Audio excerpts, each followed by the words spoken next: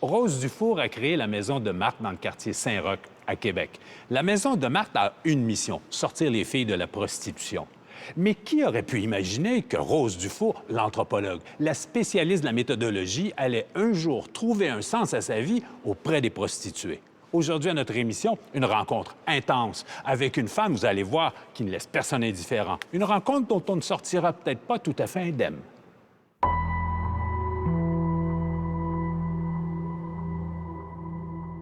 Il y a toujours des orchidées à la Maison de Marthe.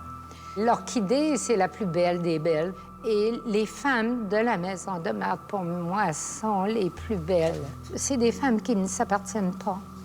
C'est des femmes qui sont très, très pauvres et qui sont toujours en train de donner. Elles sont toujours prêtes à donner. En même temps que c'est une fleur très fragile, en même temps, elle est très rustique et qui renaît. Rose Dufour, vous allez le voir, est une femme intense. Docteur en anthropologie, spécialiste de la méthodologie, qui aurait bien pu prédire qu'elle allait devenir une sommité sur la question de la prostitution. Mais au fond, quand on écoute son histoire, on se rend compte que, depuis sa tendre enfance, Rose avait une mission en tête. Lorsque j'étais petite fille, j'étais très troublée par la pauvreté. Mais pas tellement la pauvreté matérielle, parce que mes parents étaient analphabètes, complètement analphabètes. Et ce qui me bouleversait, c'était qu'ils n'avaient pas de mots. Ils n'avaient rien pour se défendre.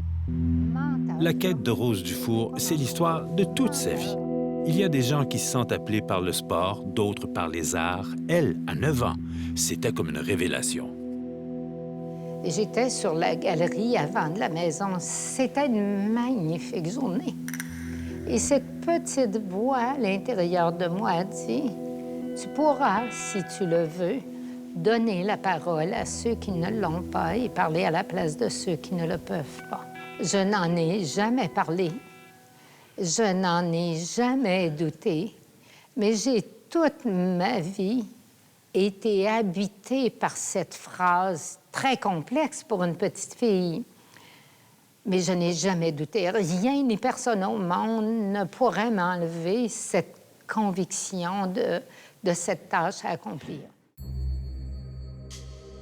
Cette conviction va hanter Rose Dufour pas mal toute sa vie. Rose Dufour sera infirmière. Elle s'implique dans la coopération internationale. Elle a longtemps travaillé auprès des Inuits. Toute sa carrière a été consacrée à la santé publique.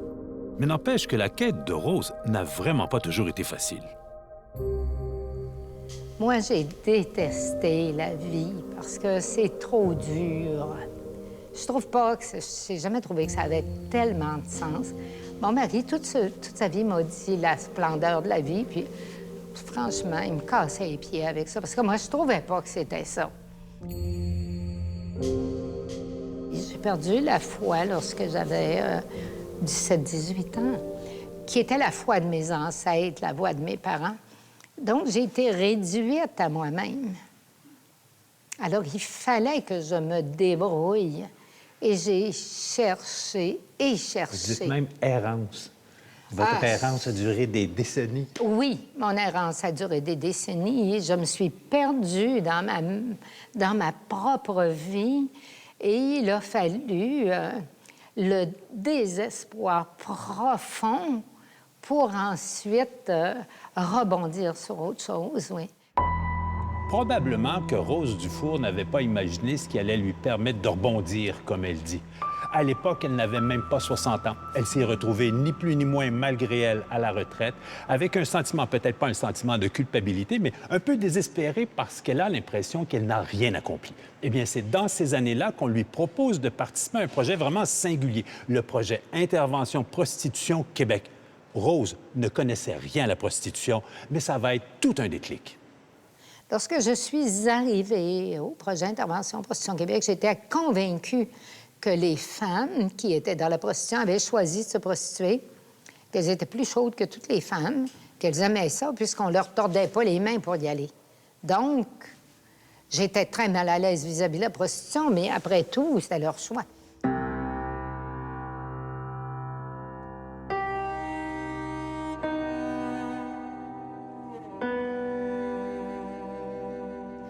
Et dès le premier entretien avec une femme, j'ai découvert la tragédie de ces femmes. J'ai rencontré là la plus grande misère humaine.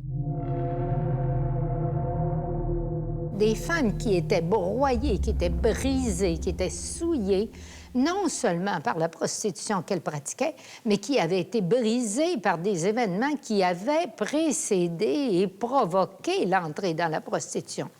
Donc, qu'est-ce que c'était ces événements?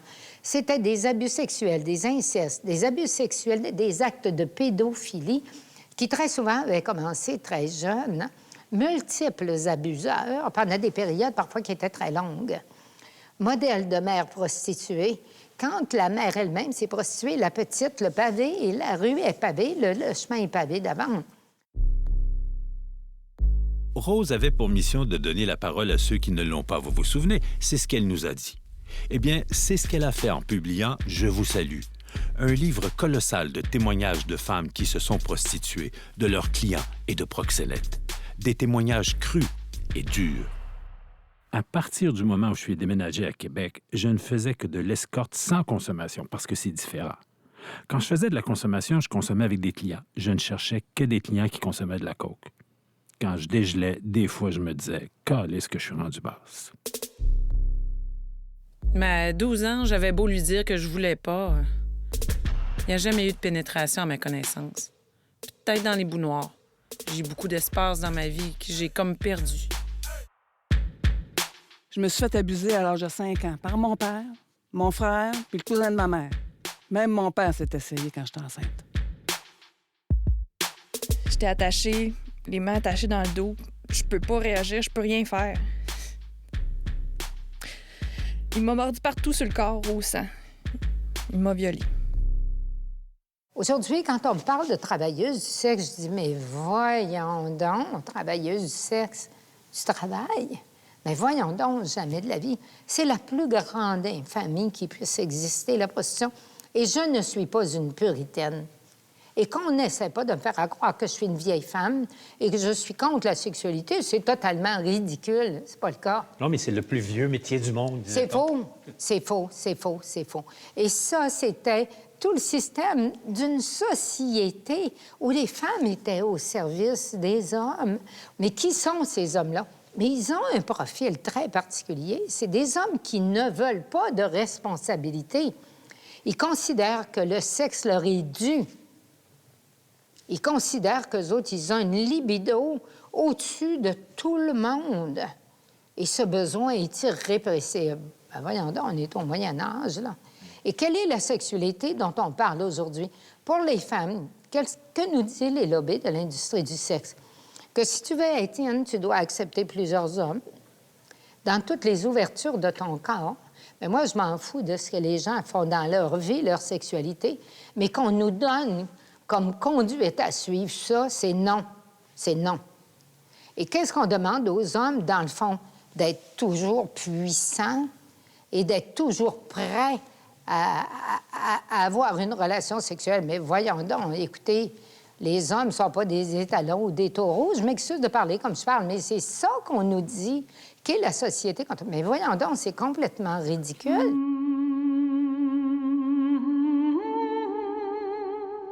J'ai perdu mon plaisir sexuel.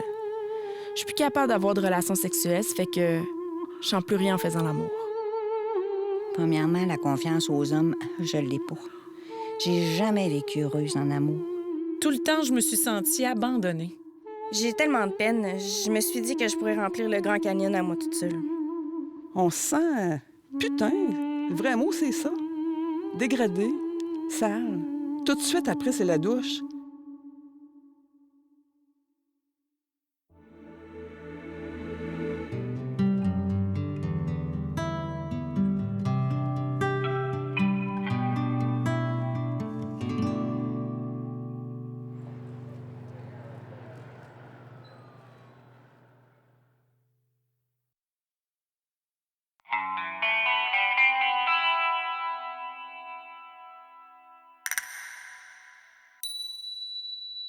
La sexualité, c'est le don de quelque chose qui est réservé, qui est préservé, qui est intime, qui est précieux. C'est pas quelque chose qui est donné à tout le monde. Partager un même homme, moi, partager un homme avec 50 autres femmes, pensez-vous que ça m'intéresserait? Mais jamais de la vie. J'ai le bonheur de penser que je suis unique dans sa vie et qu'entre nous, il y a quelque chose d'unique, voyons donc.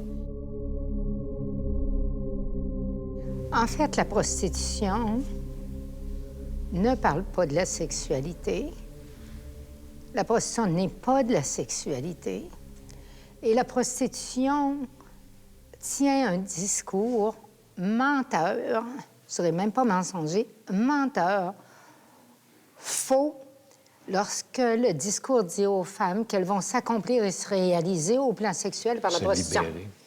Se libérer sexuellement et être comblé au plan sexuel, c'est totalement faux. Pourquoi? Parce que la prostitution parle de la sexualité ou de la génitalité masculine. Il n'y a jamais question dans la prostitution de la sexualité féminine. Voyons donc, c'est pas ça, la sexualité féminine. Et la révolution sexuelle, pour moi, n'a pas eu lieu. Elle reste à faire. Et justement, c'est en se débarrassant de cette cochonnerie qui est la prostitution. Nous devons aller à la conquête, nous, les femmes. Nous devons aller à la conquête de notre propre sexualité. Et nous devons le faire avec nos hommes. Et cet accomplissement va nous éblouir tous. Parce que c'est ça la chose qu'on cherche. C'est pas d'être un Il y a une objet sorte de sexuel. colère qui habite Rose Dufour. Nous devons devenir Mais quoi faire avec une pareille colère? notre sexualité. Rose met au point une expérience qu'elle offre de partager avec les prostituées qu'il désire. Ce sont des rencontres, de longues rencontres, comme un plongeon introspectif à la recherche d'une bouée de survie.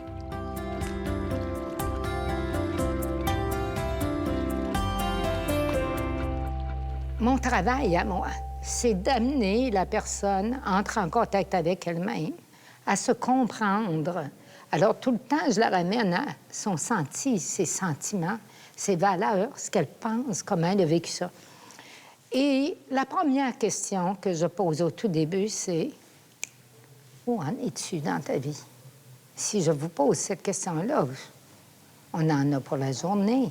C'est toute votre vie que vous allez devoir réviser. Alors, on fait ça. Il y a tout mon schéma d'entretien. Et à la fin de la journée, je reviens. Je reviens à ma première question. Où en es-tu dans ta vie? Et je vois quelque chose qui est en train de se passer devant moi. Au début, je ne comprenais pas. Je la vois, je la vois, là, pas du tout comme le matin. Et elle pleure, mais d'une façon totalement différente. Et elle dit, « Je suis tellement écœurée. » Le matin, elle me disait qu'elle aimait ça.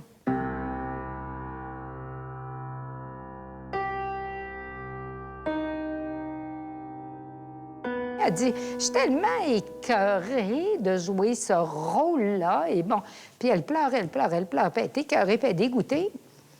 Alors ensuite, la deuxième question, c'est, te rappelles-tu la première fois? Elle dit, oui, bien sûr, c'est la pire. Est-ce que tu as perdu quelque chose? Ah, tu me demandes si j'ai perdu quelque chose? Il n'y a jamais personne qui m'a demandé ça.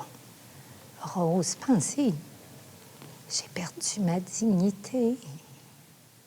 Et c'est terrible. J'ai perdu tout et elle en parle et ça dure. Hein? Alors je lui dis, mais si tu cessais, qu'est-ce que tu perdrais? Elle fait la liste. Mais sais-tu, j'ai pas d'amis. J'ai pas de réseau. Moi, si j'arrête de me prostituer, écoute, je connais plus personne. Ça fait longtemps que j'ai coupé avec ma famille. J'ai personne dans ma vie. Je suis complètement seule. Et elles sont d'un isolement et d'une solitude sociale profonde, immense. Et si tu cessais, qu'est-ce que tu gagnerais? Qu'est-ce que je gagnerais? Ah, je serais libérée. Ah, je serais libérée. Je sais pas comment je ferais pour vivre, mais... Ah, mon Dieu, j'aurais plus ça à faire. Et bon, ouf, il y a quelque chose là, qui est en train de se passer. Et ma toute dernière question, c'est... Quand tu étais petite, toi, c'était quoi ton rêve? Oh, moi, mon rêve, c'était d'être chimiste. Et je vois devant moi quelqu'un qui est éblouissante. Elle est animée de quelque chose, elle est vivante, elle est lumineuse, elle est... C'est tellement beau ce que je vois. Alors je lui dis, il n'y a pas de miroir ici. Va dans la salle de bain, va voir ce que je vois. C'est ça que tu es. C'est ça que tu dois devenir. C'est ça la grande découverte. Ces femmes m'ont révélé la splendeur de l'être humain, la splendeur de la dignité. En dépit de tout. En dépit de tout. Pourquoi? Parce qu'au plus profond de nous-mêmes, il y a un lieu que personne ne peut souiller, que personne ne peut toucher. Il n'y a pas de plus grand bonheur que de réaliser sa nature profonde et sa nature fondamentale. C'est ça l'idée. Quoi qu'il en soit, je découvre avec les femmes avec qui je travaille ce que la vie a de plus beau, de plus grand et de plus pur. Il n'y a pas d'autres mots. Il n'y a pas d'autres mots et je leur dis et leur répète. Et dire que vous disiez que vous aviez rien à nous raconter. C'est épouvantable. Merci beaucoup, Rose. Ah, je vous en prie.